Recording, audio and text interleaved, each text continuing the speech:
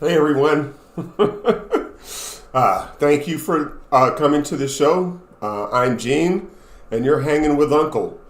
So today's episode is going to be kind of straightforward, okay? And again, if you are looking to make a change, this is why.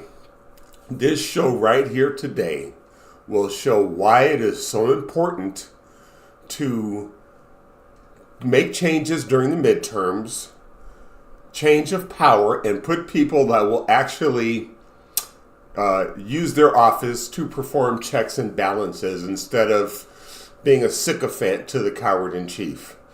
And today's show is going to be about pardons. Now, pardons are generally reserved for people that have been wrongfully imprisoned, maybe found that their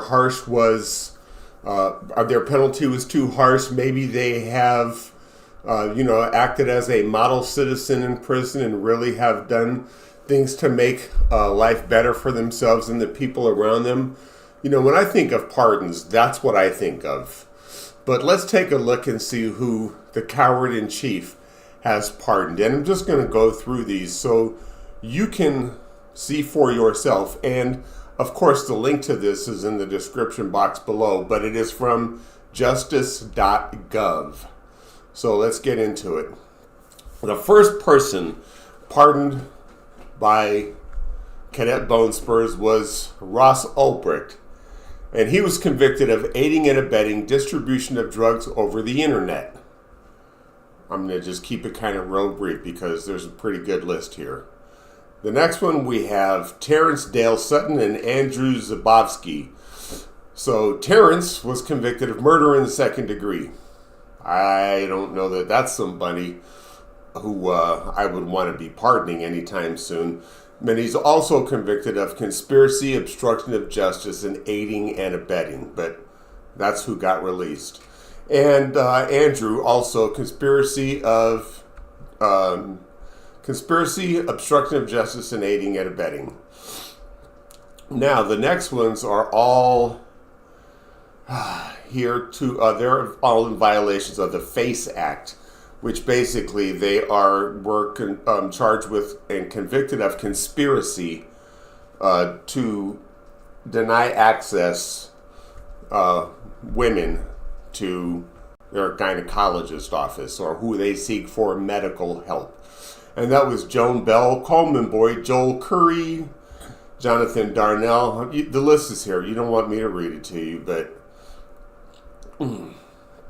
that's that. So now let's go to this one. And I want you to catch a theme here because remember, his 34 convictions were about fraud, conspiracy to commit fraud, and obstruction of justice. Okay, that's what Cadet Bone Spurs' 34 convictions were for in the state of New York.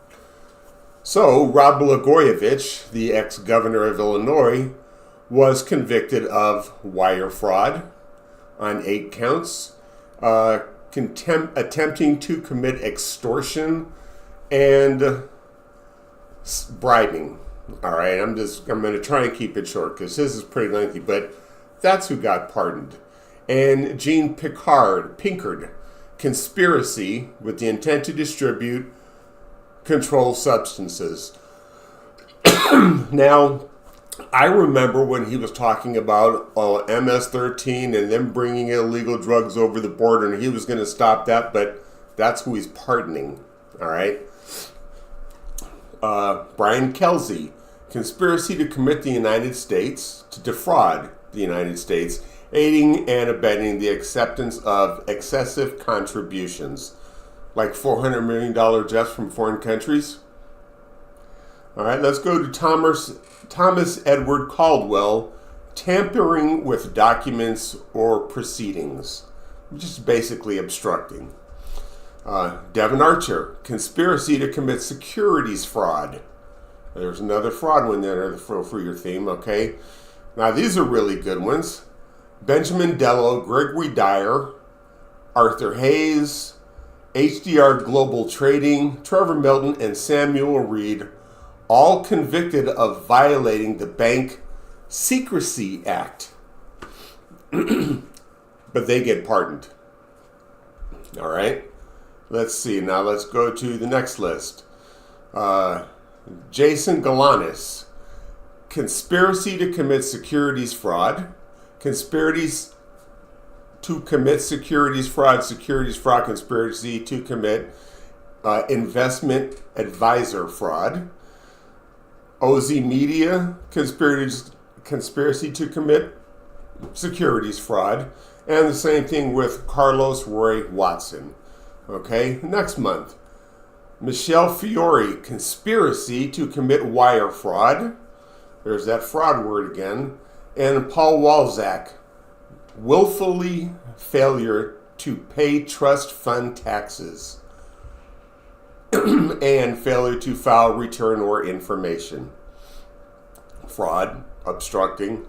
Okay, but now we have in May, Scott Howard Jenkins, conspiracy to commit bribery concerning programs receiving federal funds, and James Callahan, filing false labor union reports. So these are the people that Cadet Bone Spurs is pardoning. Not to mention that we've heard a rumor that the, I think it's Chilsey, I don't know, but they were convicted in Tennessee of fraud, and he's going to pardon them.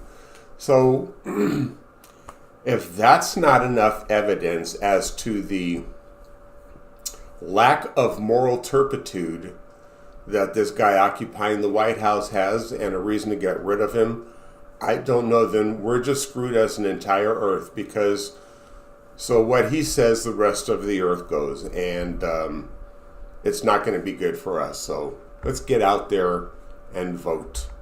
That is where we're going to change things. Please subscribe to the channel, hit that like button, and always remember, just, treat each other the way you want to be treated. So I'm Gene. Thank you for hanging with Uncle, and we'll see you later. Bye.